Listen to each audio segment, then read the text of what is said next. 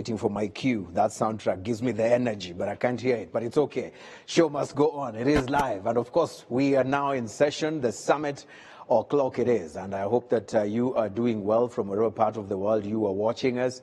We come to you live each and every Wednesday, and of course our aim is to scale those heights, to be able to give you some of those important conversations and give you an opportunity to actually also hear from those who actually have something to say about them as far as panelists are concerned right here. It is the 15th day of the month of November, and of course I can see someone behind me, and this is a sign that we are live across all the digital platforms. You can check us out on YouTube. The live stream is out there, and if you want to be part of this conversation or you heard about it and you feel there's someone who must watch this, someone who needs to hear the conversation tonight, please share with them that link. Let them join the conversation. On the X platform, you can also get us right there. All you need to do to be part of the conversation is add the hashtag #TheSummitRW. As always, my name is Eugene.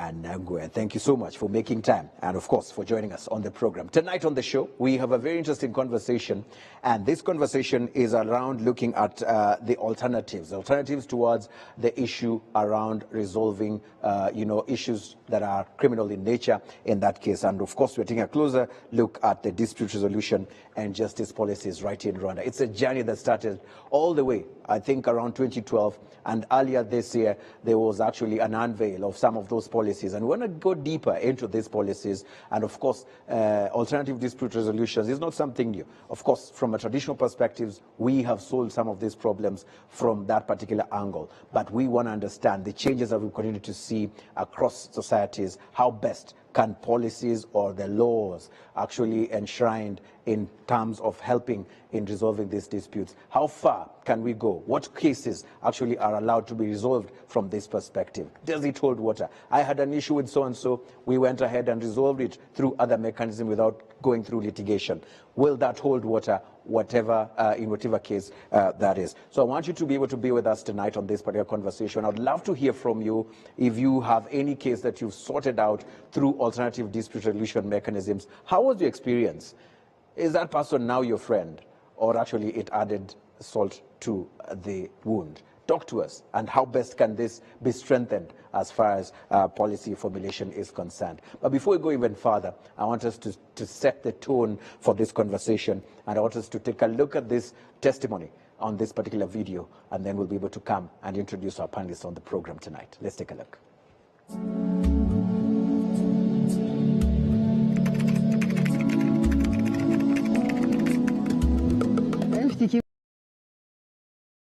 Umugabo witwa Kabera yaje iwanjye mbega turicara aratangira arambwira ngo bibi nguza amafaranga ngenda ayikeneye uguza ngahise umuguze nk'ibihumbi 500 ndabikeneye ari bimesha kugura shaka kugura iki se ndashaka kugura inka yafata ndayamuha imara kuyamuha ajya gukora ibyiwe amaze gukora ibyiwe bwa amafaranga nangiye kumwishyuza akazasuzugura akambona ko ndi igicucu mbega ko ndafite ubwenge yewe wampaye amafaranga akambona bure kabisa akamara akambona bure akamara ko ndafite ubwenge nyuma yaho ndareba uyu muntu nagiye mu bunzi kumurega koko kuno hari abunzi nagiyeyo ngo manuka ahantu hitwa mu Kanyogo n'abunzi bakoresha ngeze ku bunzi ndayibabyira maze kuyibatekerereza ubwo amba convocation ndayifata nyohereza Kabera nawe aza kuza aritaba amaze kwitaba ubwo abunzi batugira gute baratubwira ngo mwembi babiri turabashaka batujyana mu cyumba mbega baratuganiriza batugira inama ku byagenda bamaze kutugira iyo nama kuyumva aragenda nyuma y'ibyumweru 2 anyohereje 200 turicaye nyuma kandi y'amezi 3 aho kuva tuva mu bunzi na baratwuze kabisa ubu tumeze neza nawe.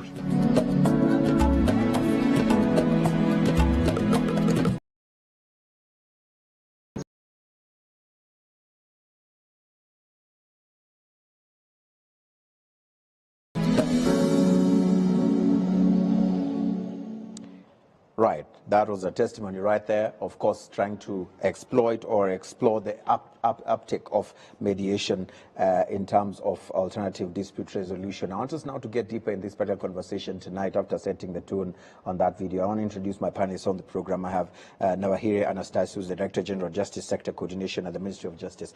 Thank you so much for making time, sir. Thank you, sir. Also with us is Uicheza Bernadette. She's a mediator and a founder of Mediation Home Rwanda organization. Thank you for making time. Thank you, sir. Also with us is Jean, the UNDP Rwanda. Thank you for making time. Thank you, sir. At least I feel I'm in a very safe environment, because if we were not able to agree, the three of us, we have a mediator in the middle, and we'll be able to we have men. Thank you very much. So let's get into this conversation. I think the aspect of alternative dispute resolution, I want to understand from a layman perspective.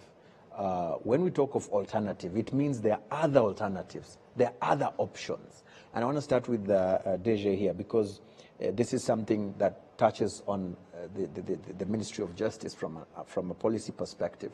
Yeah. Why is there a push for this? What is driving the push for alternative dispute resolution mechanisms to be adapted by a lot of us within the Rwandan ecosystem? We may say that there is not only a push, there is a necessity. There is a need for peace. We need to build in peace between individuals, between groups, within the community, to make sure that we build a peaceful country. And when you have a peaceful country, people get ready to vacate to production activities. People get to building relationships and ensuring welfare. Yeah. So it is very important that instead of taking much time struggling or let's say fighting each other through litigation in front of judges, people themselves save time, save money, and save relationships, and actually get understanding each other through easy manners. Yeah, I'll come back to you so we can interrogate that. Bernadette, what I'm hearing from Deja takes time. Yeah. And so it's very easier, or it's much easier to actually seek other alternatives to be able to resolve that particular issue. But traditionally, we've seen people seem to really believe in standing in front of a judge and having the judge hammer and say, this is my judgment. And that's when people say, justice has been served. And so how do we work towards showing people that other alternative dispute resolution mechanisms can also bring out that closure, can also bring out that feeling of justice being served? Yeah, actually, during the research that informed the development of ADR policy, many people interviewed said they prefer using those mechanisms that allow people to talk to each other instead of going to court. Because even sometimes they go to court, they do not understand what is going on in the court system, because we have professionals like advocates who say, stay behind, I will talk on your behalf, I am going to represent you. So people appreciate to have voice, and mediation gives voice.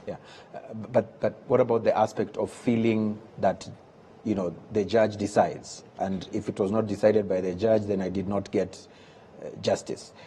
You know, some would argue and feel that the alternative dispute resolution mechanisms or options might not be long-lasting, might not be binding. That's when you find today we fixed it, but again you've repeated. Now what in our legislation, when there is a discussion, a facilitated negotiation by a mediator, and the parties reach their own resolutions, their own solution, a win-win solution, this solution is by the law enforced as a court judgment. So there is this security. Yeah. Right. So we'll come and actually understand that much better in terms of how and what is the process and who are the mediators in this particular case and what qualifications do they need to have for you to be able to use them for this resolution. I want to understand from Jean de Dieu, from where you sit at UNDP as development partners, this is big for you as well because you've also played a key role as UNDP to support in this particular line. But I want to understand from where you sit, what's informing the drive? Because we've heard from Deja says it's not just a push, but it's a necessity. Why is it so, and how, from where you sit? Yeah, thank you very much, Eugene. I think actually it's both a push and a necessity. And actually we tried to UNDP to intervene and to support the Ministry of Justice to develop the criminal justice policy and also support the EDR policy. A push why because there's that need for the people to access justice. As you know, justice delayed, justice denied. Yeah. And the DG also is saying litigation cases take long to process. And when they reach the, what you call the case backlogs, then it's not really fair justice for the push, but then the necessity. So necessity for people to access justice through mediation. Because it is the, actually nowadays the only way to reduce the cash backlogs in the justice system. Yeah. That was really a need, a necessity for justice to embrace this mediation and criminal justice policy. And as UNDP, the intention was to try to speed up just delivery. And one of the means to speed up just delivery was to implement mediation mechanisms. That's why we came into discussion with the Ministry of Justice and the other justice sector institutions to start, actually even now, the implementation of the ADR and the criminal justice policies. I'm going to come back to you, but coming back to Deje, I know some people might say maybe it's too soon to tell. We're talking about early January, bringing out or putting all these policies to light in that particular sense. But what can you report back so far in terms of these policies? What are they, if we were to put our fingers on them, that would be able to tell the viewer who's watching us tonight, who has had a problem with their neighbor over a certain issue or even family problem, that would be able to tell them, look, like Bernadette said, whatever is decided within that alternative dispute resolution mechanism is still by law. What are those policies? Maybe let's start there. What are they? As police actions, we've been recommended to exactly quickly, starting from the policies adoption, make sure we make a deeper, police awareness. That is a job that started seriously throughout different audiences, touching lecturers into universities, students, local leaders, faith organization leaders, civil society organization members, especially mapping where they are in terms of supporting this process. And what is good is to observe that they started engaging community, they started engaging citizens in different ways and in different matters.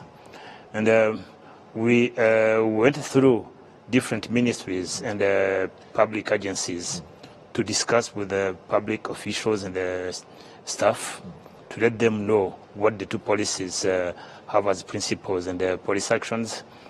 And today we are at a level of engaging youth volunteers throughout communities.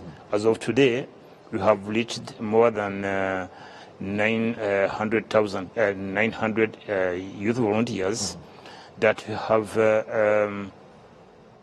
taken through the policies, equipping them with information to make sure that each of them is able to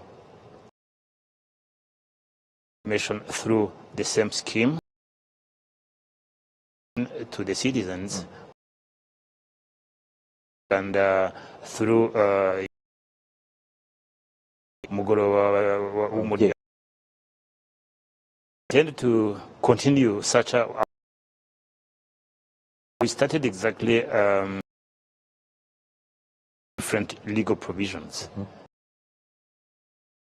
changed wherever needed to make sure to facilitate the implementation of the policy. Yeah. The UNDP, a good team of researchers has its capacity in a few times to develop plans, implementation strategic plans of the two sectors, I mean the two policies. And again, with the support of UNDP, donors or development partners will support the action.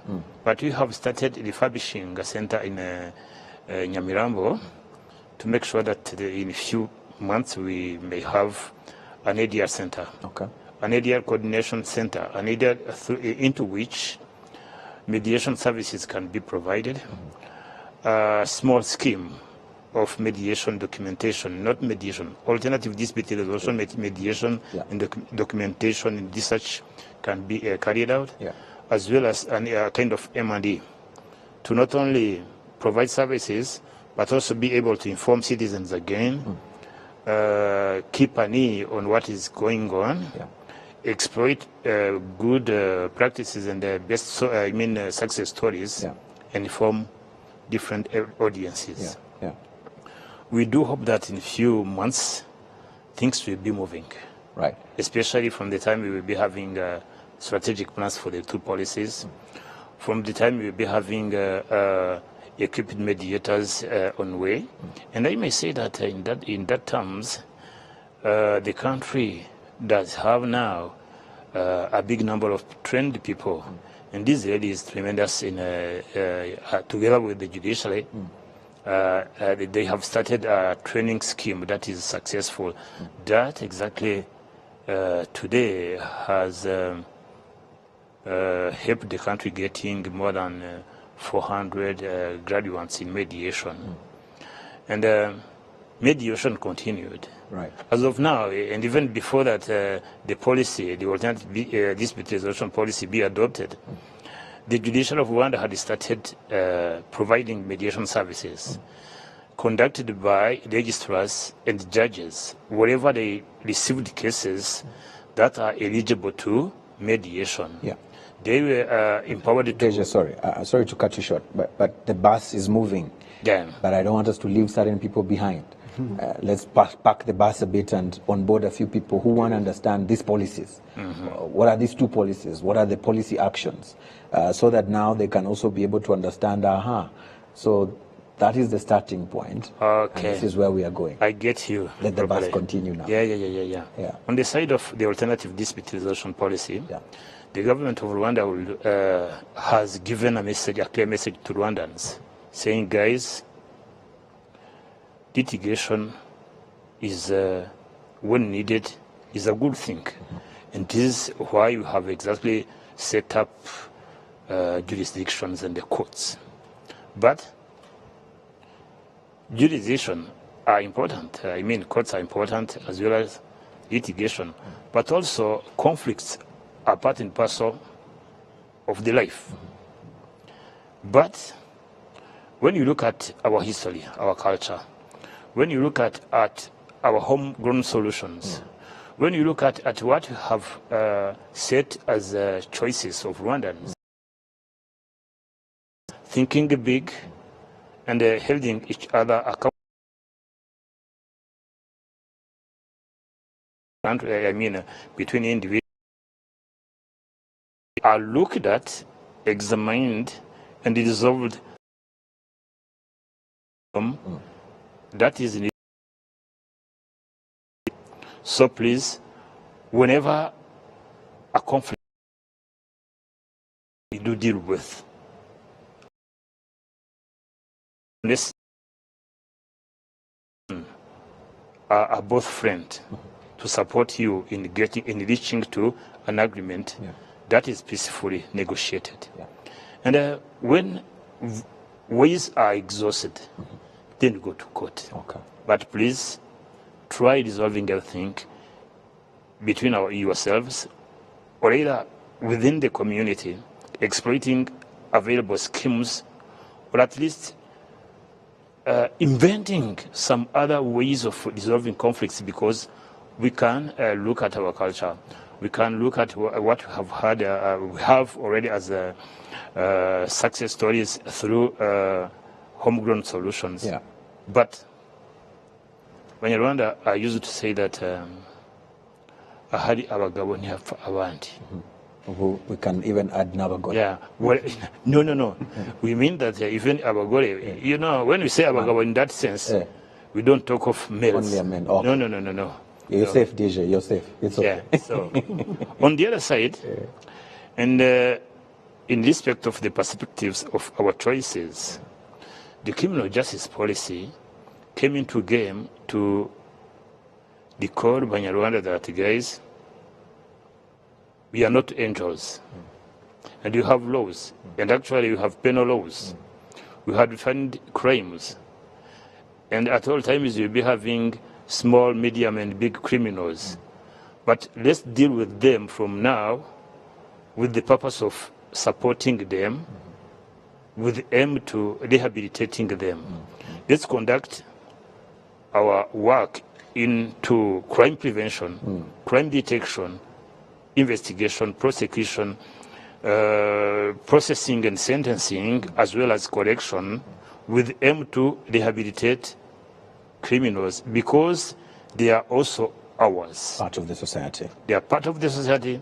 They are children of our families. They are boys and girls of this country. Yeah. We can't leave them behind. Yeah. To policies. Interesting. Thank you for that. And I want to understand. Someone calls you to mediate, for example. What are usually some of the things that make the other party say, no, I want to go to court? So that now we can be able to start, from what basis do people appreciate or accept the alternative dispute resolution, including the mediation perspective? Yeah. Let me talk about this from the perspective of in a court in Rwanda, when they receive a litigant and the court are directed, judges and other judicial officers are directed to suggest fast mediation, to encourage people to use mediation. Very often people refuse because they don't understand, because it is very new. Yeah. They were used since now 60 years to this adversarial system. Yes. Thinking it's the best way to resolve problem because there was no other way. Yeah. So now slowly, Rwandans are getting on board about mediation. So when they suggest mediation, they just try to understand that they are safe in mediation. And sometimes they are hesitating, uses private mediators because there is a cost behind. Yes. And that's why the system will have the amendment of the Civil Procedure Code of Rwanda in 2018 has provided for mediation by judges and judicial officers. Yeah. It's a unique system that is not common in Africa or else in the world. But I think the government of Rwanda wanted the judicial officers, judges, to educate Rwandans and to tell them there is another way. Mediation, it's an opportunity for you to talk to each other, to find your own resolution, and you are supported by the court. So slowly, when they understand that there is another option, they accept. Sometimes they are hesitating because, you are talking to the other person. Maybe you are giving him something. So, correct. Yeah. But that's why we train mediators to really have the skills to build the trust with parties coming to them. Yeah, which I'm sure is not an easy thing. Building trust. It's a skill. It's a skill. Yeah, and we'll talk a bit about that. And from a UNDP perspective, Jean, did you just talk to us a bit about in the kind of support that is available? And probably also speak to the opportunities for those who are watching us tonight. In what ways can they also plug in to support development partners like you in achieving larger numbers of skilled mediators? We heard from the DG saying we are looking at around 400. To some people, they might say that's a drop in the ocean, but others would say it's better a glass half full than half empty. Thank you, John. Actually, first of all, after the adoption of the ADR policy and the emergency policy, we started by, as DG Ansel was saying, by conducting a capacity assessment to understand needs that will be needed to strengthen but also the institutions that will be dealing with the mediation. Mediation travel. You're also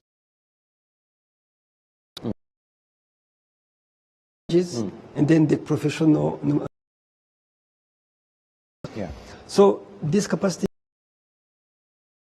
by UNDP and UNICEF and ministries will actually give us the needs in terms of capacity building for mediation. So that will be like a starting point. And then once we have after the capacity assessment, we'll have a strategic plan or a plan for implementation. That's where we shall really have a tool that will help us to mobilize additional resources to support mediation processes. But also, as DJ said, we are trying to establish a center for mediation in Nyamirambo. Of course, you may understand this is not enough. One center in the entire country, it's not really enough. If it could be, like, for example, in every province, or even possible in every district, that will be much better. So it really, UNDP will still need to play a key role in terms of mobilizing partnership for the support of the mediation in Rwanda. Interesting. Deje, from a situational analysis in terms of the courts, you mentioned earlier on, and I heard from this conversation so far that the idea is to try and reduce the backlogs in the courts. And every time there's something being done, there must be a reason to it in terms of, from a target perspective, what are we targeting to achieve?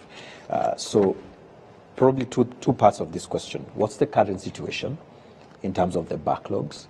And how do you think, or what is the target for alternative dispute resolution mechanisms in reducing that backlog? What's the timeline? What are you saying? If we had XY number of mediators who can also help with alternative dispute resolution mechanisms, would be able to cut down by X percentage within X number of years, and probably will be able not to have these backlogs within the...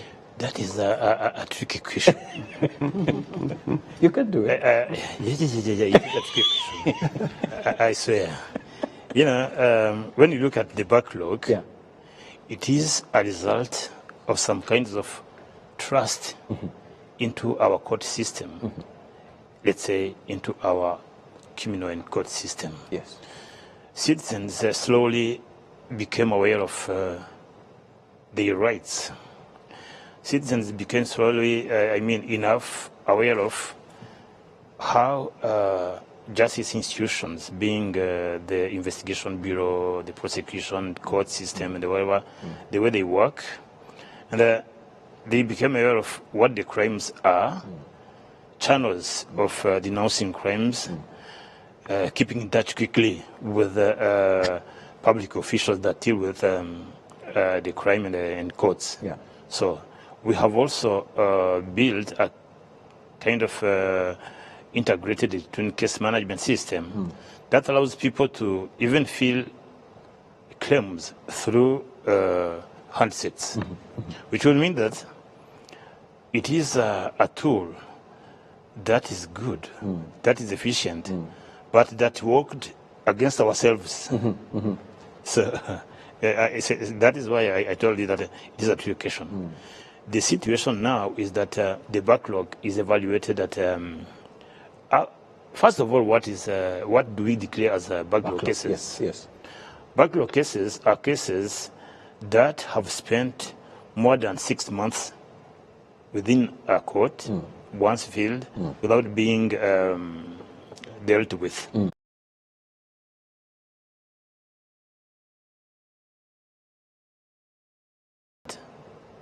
We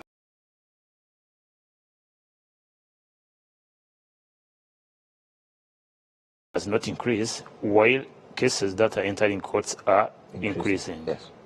And when you look at what a big and good job, look at a judge who deals exactly with at least between 22, 23, 4 cases within a month. That will mean that at least it is a case per day. When you know them and discuss sometimes with them, if you pick your phone and call one now, you find him in front of his laptop, either analyzing a case or preparing a case to hear tomorrow, or either making a report before signing the decision, which will mean that we have tasks at hand as the judicial system. The country or the government thought of introducing or calling upon citizens and mobilizing them in not only running after justice, but also participating in the process of finding solutions. That is a call that the government made to citizens. We are serving you guys, but support your government to serving yourselves and your colleagues and your neighbors. And this is not strange because it is part of our culture. Correct. Yeah. Try avoiding claims, disputes and conflicts, but when some small conflicts happens between you, solve them yourselves because you are capable. That is why we started exactly engaging each of them. And actually, we are not building from ex nihilo, as you say. No, we are building on some good practices that within the community are successful. When you look at the work that is achieved by those we call Inshuti z'Umuryango, they make tremendous achievements. When you look at what do Abunzi, the same. When you make a look within faith-based organizations, into what Rwanda call imiryango remezo in Catholic churches. When you look at newborn groups, pastors, imams, priests make a good job in terms of building peace and rebuilding peace, empowering people in getting solutions from themselves, and it is successful. So we do hope that all of those people will be supported in getting new and basic skills to transform them into professional mediators to support communities where they are and avoid the entrancy or the submission of many cases that will be entering into courts. May I give you some percentages? Yes. No, it would be risky. It would be risky. I will tell you why. Which? Okay, risky in which way first? We have National Strategy for Transformation 1. The intent was to see the case backlog reducing. And instead of reducing, it increases. So that is why I would not like to exactly risk in setting again percentages. We're trying to find solutions. Right now as we speak, there's someone who's saying, I want to put my hand up to that call to action as a Rwandan to support the government in this case. And that's where probably I want to go to Bernadette just shortly on what let's check whether should we give a percentage. Yes. What's the target? And probably another part to that question for someone watching us tonight, and they have not had any training, but they've been told by their friends, every time we had conflict, you really sorted the issue out. Thanks to you, my marriage is still intact. And they want to scale that to a national level and start supporting, from what Deja has said, we would love Rwandans to also support their government in actually solving these problems as mediators. What is required? What's the minimum requirement for a mediator? I would say it's a... because somehow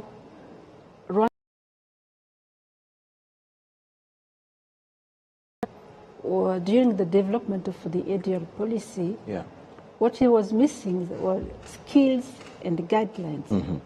Of course, mediation, it's a process that was used traditionally in resolving disputes.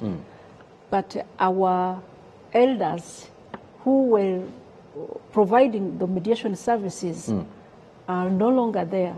There was no transmission of the skills. So, and we realize that when people get some skills, because mediating, facilitating a negotiation, there are some competence you have to have. And the feedback we are getting from people who went through the program, our training program, being staff of Ombudsman office who went through this program. And the feedback is that now they start communicating, telling people that mediation is indeed the best way, and even changing the way they are dealing with the approaching rights. They are using more mediation skills in that.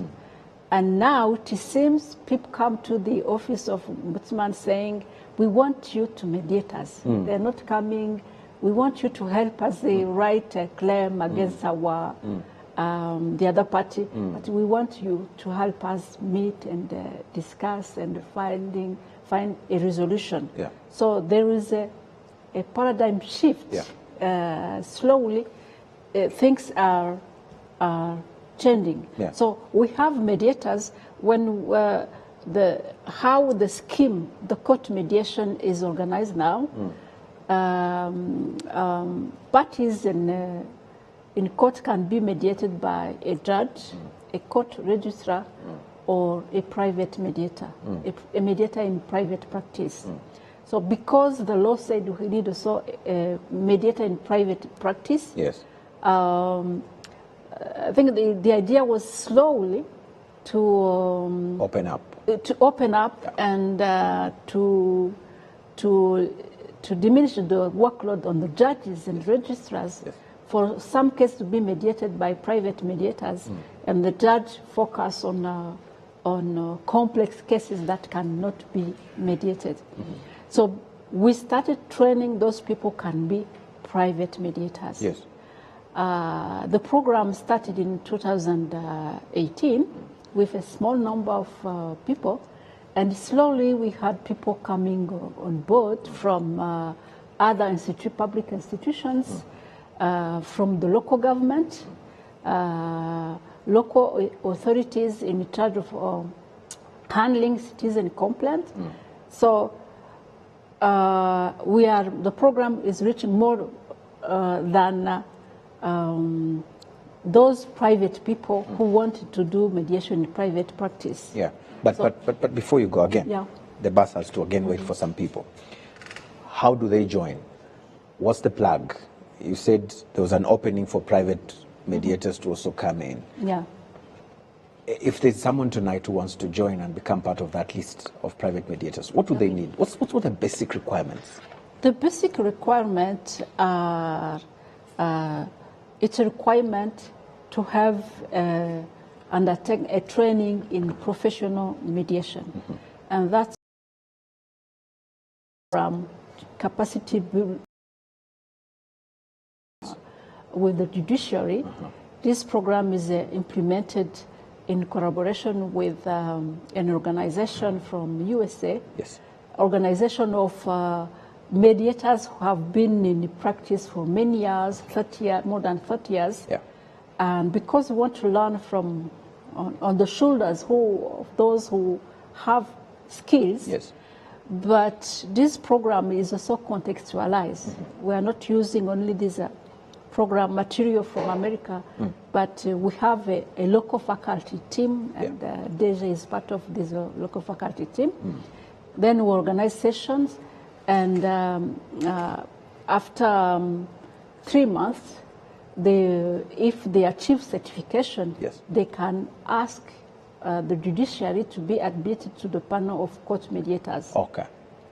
This is the process. Right. Yeah. Interesting. And it's a program that is under the oversight of a committee we have within the judiciary, a court mediation advisory committee that is composed of stakeholders, mini-jus, private sector, other ADR providers, the civil society, to oversee the development of mediation, not only in the court system, because the judiciary is also encouraging people to try mediation even before filing in the court. Interesting. Yeah.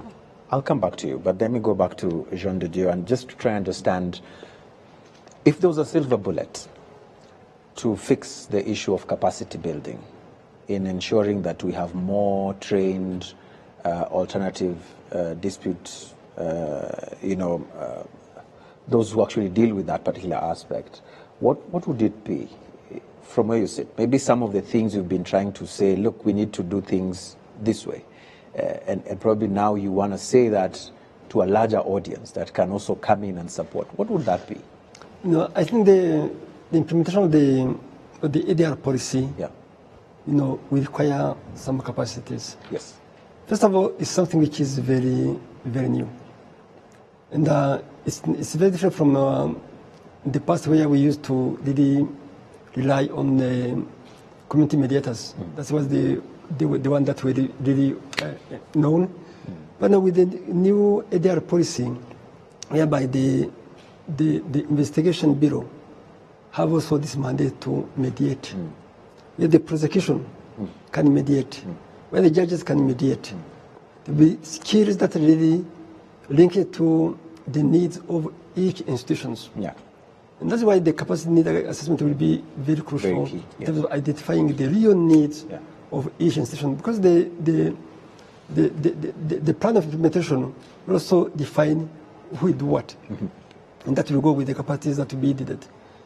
Also, I also thought of what we see as a cross-border crimes that can also be mediated. You can use mediation to mediate them. That also requires understanding the cultural differences between the cross-border crimes. It's going to be an interesting one. Yes, including the cultural differences, but also the different legal and policy frameworks that are different from the two countries where the crimes are committed. So that is really a series of capacity gaps that can be addressed. I'm not really know exactly which capacities will be addressed. Yeah. But once we have the findings from the capacity gap assessment, then it will be fixed to see where to go. Yeah. But I think it will be really needed. And according to what even my sister said, when you come to capacity building of the mediators, it also requires understanding what would be needed to mediate. Yes. And which person will be mediating, to understand what will be the needs in terms of capacity building. That will be that will be done in terms of building capacities. But capacity building require like a spectrum of skills that are not necessarily available nowadays. Right. But that will be needed in the future too. Will be needed in the future. I like the aspect of the creating solutions or directions that are informed by research. And this is very important that there's that research or that study going on, and then probably we'll come again and now discuss what did we find out and what is the roadmap. But Deja, I want to ask you, this policy or these policies in terms of the ADR, have they defined which cases qualify for mediation? Does it give guidelines on which ones? So that we are not seeing people who have committed very heinous crimes. For example, on this show, we've had, defilement cases where a child is defiled by a relative, a father who's supposed to protect them. And then the family decides, no, this we will solve it amongst ourselves because we don't want the shame of the family. Does that qualify as alternative dispute resolution? Are there any specific cases that the policy points and says, XYZ cases, someone stole your chicken, that one you don't need to go to court?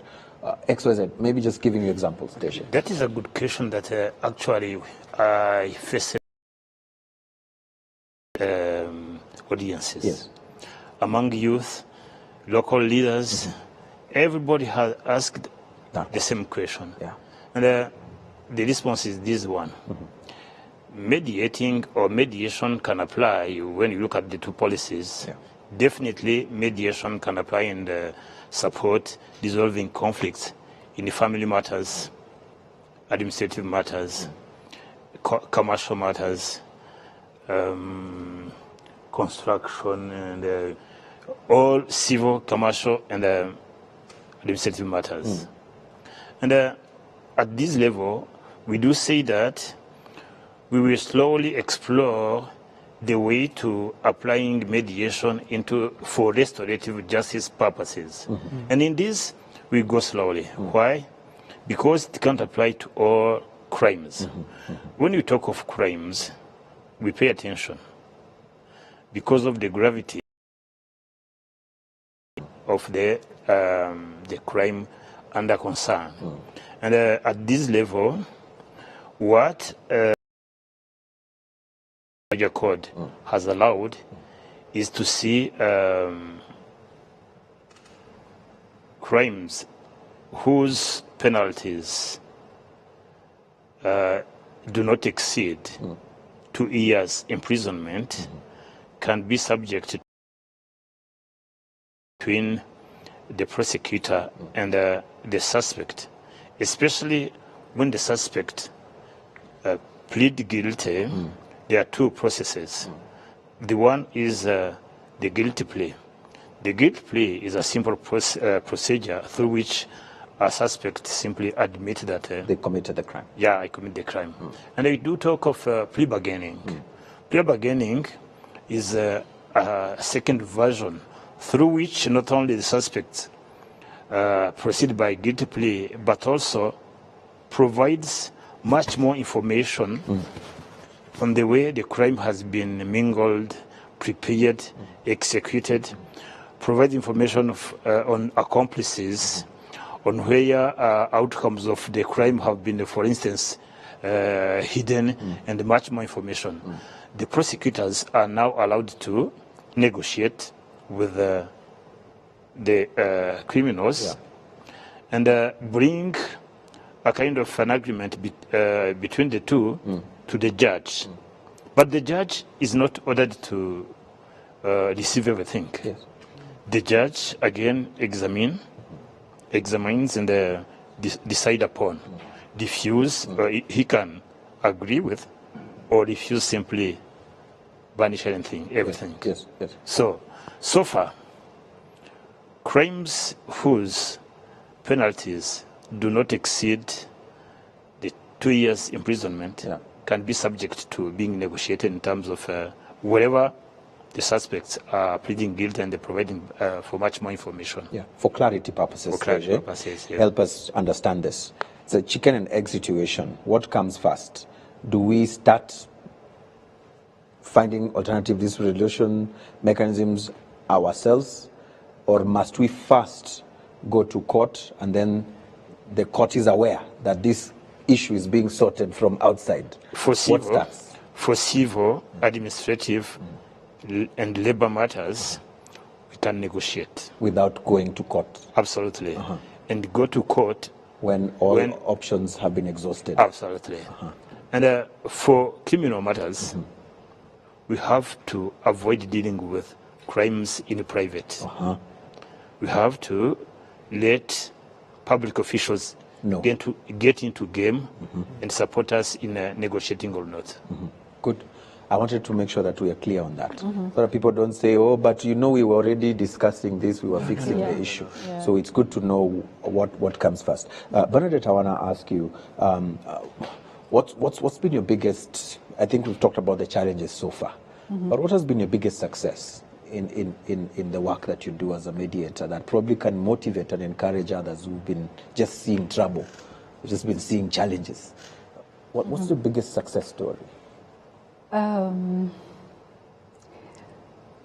me, I work as an ADR expert, designing systems, and we started to think about this ADR and mediation with Kigali International Arbitration Center, which is a center that provides arbitration services, but also all other ADR mechanisms.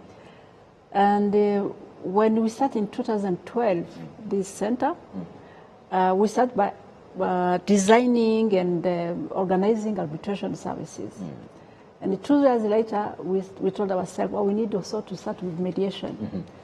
We trained some people and we organized a mediation week. And we made a public call for people who need help to resolve to be mediated. Yes. And nobody responded. And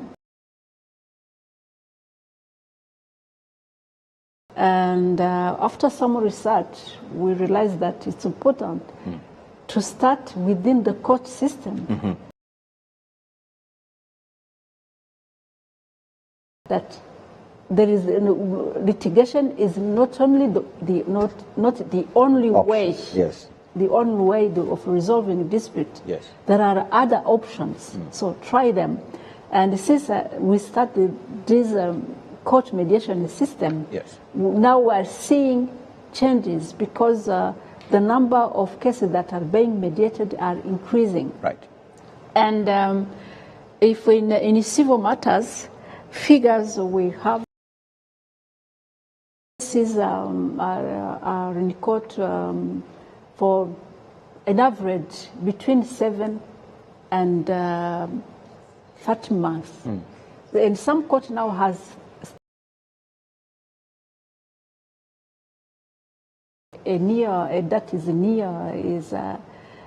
they suggest you to mediate your case instead of waiting 10 months, 12, a year, 2 years. They told you, if you accept mediation, we can help you resolve the case.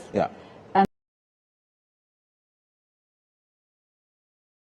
week, courts are mediating cases, and slowly people even are coming at court asking me. I don't want to proceed further. And with the training, with many people who have been going through the program, the capacity building program, there are also ambassadors around them, lawyers, many lawyers, legal officers, in-house counsel in the private sector, particularly banking sector.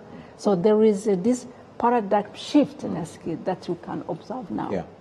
I'm sure you look at those moments as proud moments, seeing how far you've come. I want to ask you a question, Jean de Dieu, but before that, let me just quickly read some feedback.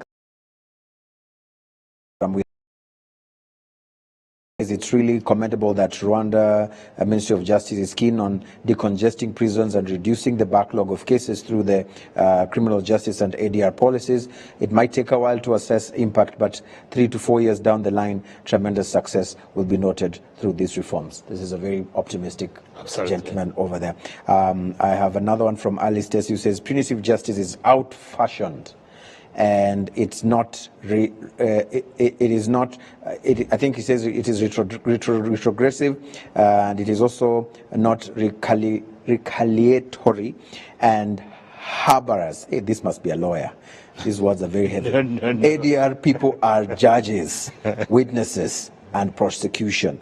It therefore limits corruption. It's not easy to bridge a huge community. I think these are very interesting comments coming in here, especially on the aspect on Twitter and says it's called.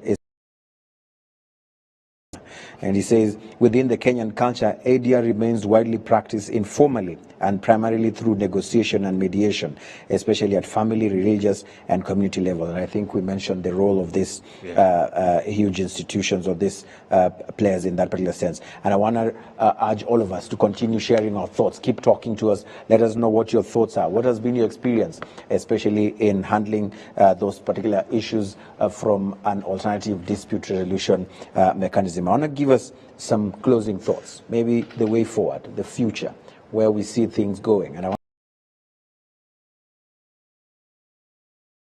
this program, we speak a lot, and not in a week we fail to speak about the place of technology in all this. I know we're talking about resolving these things by sitting and talking to each other,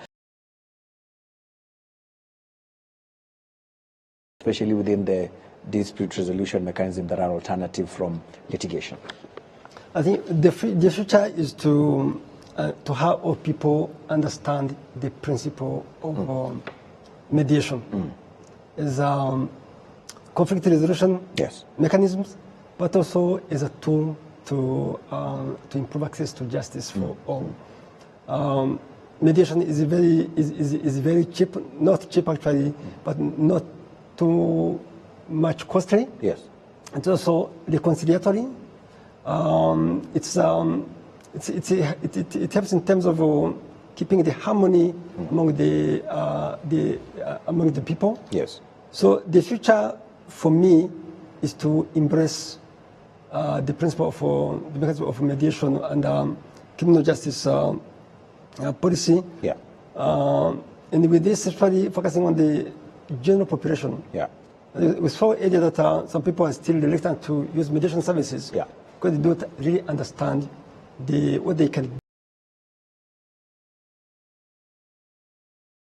try and we see the positive impact that they will see. Right. So in terms of using the communication channels that we have, I think that will be very crucial to engage, especially the youth, to promote mediation among the communities in general. Yeah, Jean de Dude, they're whispering in my ear, say, Eugene, we need to go. I told you guys it's the shortest 1 hour. But I want to give Bernadette. Just what do you see in the future? I see the future of Rwandans that are really very enjoying those. And what I would like at the same time to say, if we say that mediation is the best way for resolving dispute, we are not saying that we don't need court. Correct. We still need courts because the court set for us the boundaries within which we can interact in resolving dispute supported by the court system. Interesting. Thank you that you bring that. Deje, very briefly. Very briefly, I may say that the future of Rwanda is brighter. This is said looking at the way people have started being mobilized. Both judges, advocates, people into business, bankers, insurers.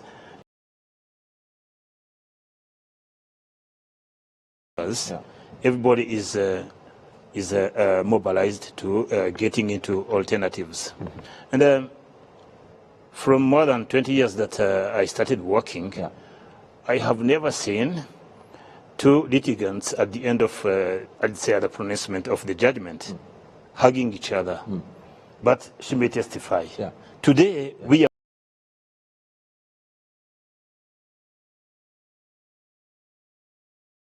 years hugging each other, the building peace and the law. And if we've crossed the line, I'm sure we can mediate, or we can have a mediator to sort us out with the person coming in to anchor the news at 10 p.m. So we want to say thank you for making time. And we'll see you again next week, same time, same place as always. My name is Eugene. Thank you very much. Thank you. It's a wrap.